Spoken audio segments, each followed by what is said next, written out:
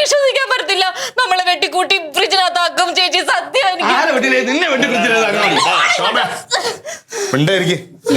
എന്താ പ്രശ്നം പ്രശ്നം എനിക്കല്ല.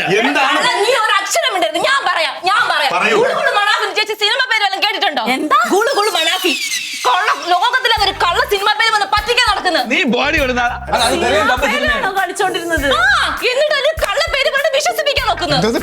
ഇതിനാണ് ഇങ്ങനെ അടിവെക്കുന്നത്. ചേച്ചി ഇവൻ ഇപ്പൊ ഇങ്ങനെ പറഞ്ഞ മുന്നോട്ട് എന്തൊക്കെ കടന്നു എന്നെ വിശ്വസിപ്പിക്കും. അത് സാരമില്ല, പോട്ടെ. ഇനിയിപ്പോ എന്താ ചെയ്യണത്? നമുക്ക് അടങ്ങി കുറച്ചു നേരം. ഒന്നും ചെയ്യാനില്ല, ഞാൻ പറയാം. ഞാൻ എന്റെ വീട്ടിൽ പോകണം. ഞാൻ എന്റെ വീട്ടിൽ തന്നെ പോവാൻ പോകുന്ന മോരകം. നിങ്ങൾ എന്താ ഇപ്പൊ പോണോന്ന് പറയണത്? ഇത്ര ദിവസം ജീവിച്ചിട്ട് അങ്ങോട്ട് ഇട്ടറിഞ്ഞ് പോവാണോ? ആര് ജീവിച്ചു? ഞാൻ വേറെ അയ്യോ ഇനി ഇപ്പൊ തന്നെ മതിയായി. വിളിച്ചിട്ടല്ലേ അവൻ വന്നത്. എന്റെ അമ്മ ഒന്ന് പറഞ്ഞു മനസ്സിലാക്കുന്നു. ഈ സിനിമ കളിച്ച് അവസാനം അടിയിലാണ് അവസാനിക്കുന്നത്. ജീവിതം തുടങ്ങിയിട്ടില്ല നിങ്ങൾ കേട്ടാ. അമ്മേ അതുകൊണ്ടാണ് ഞാൻ പറയാം എനിക്ക് ഇപ്പൊ തന്നെ എന്റെ വീട്ടിൽ ഞങ്ങള് തമ്മിൽ തന്നെ എന്തെല്ലാം പ്രശ്നം ഉണ്ടായിട്ടുണ്ട്. കല്യാണം കഴിഞ്ഞിട്ട് എത്ര വർഷം ഇങ്ങനത്തെ ഞങ്ങള് വെച്ചിട്ട് തലയണ വെച്ചൊരടി കുടുംബത്തിൽ ഇതുവരെ വന്നിട്ടില്ല. അത് മാത്രമല്ല, നമ്മളൊക്കെ വഴക്കൂടുന്ന എപ്പോഴാ? കല്യാണം കഴിഞ്ഞ് എത്രയോ നാള് കഴിഞ്ഞിട്ട്. അല്ലെങ്കിൽ തന്നെ ഇങ്ങനെ ഒരു കാര്യത്തിന്റെ പേരിൽ ആരെങ്കിലും വഴക്കൂടും ലോകത്ത്?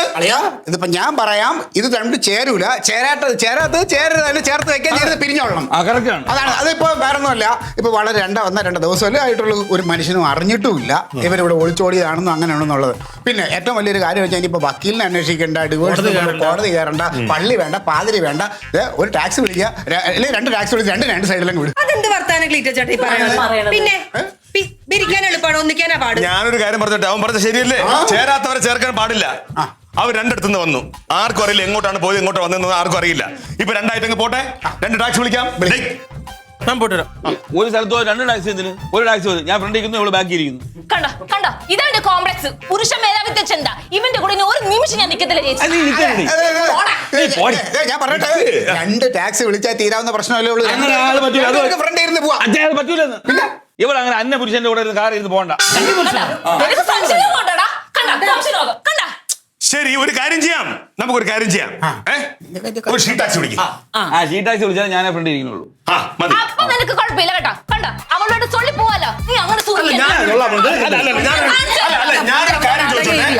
നിങ്ങൾ പിരിയാൻ പോകുന്നവര്, നിങ്ങൾ പരസ്പരം ഇഷ്ടമില്ലാത്തവര്, പിന്നെ അവൻ ആരെ കൂടെ പോവേ, അവൻ എന്ത് സംസാരിക്കും, നിങ്ങൾക്ക് എന്താണ് കുഴപ്പം? ഇനി ഞങ്ങൾ പിരിഞ്ഞാലും ശരി, ഇവൻ വേറെ പെണ്ണോട് സംസാരിക്കണോ എടുത്ത് ഇടപെടണം ഞാൻ സമ്മതിക്കുന്നത്. എനിക്ക് ഇഷ്ടമല്ല.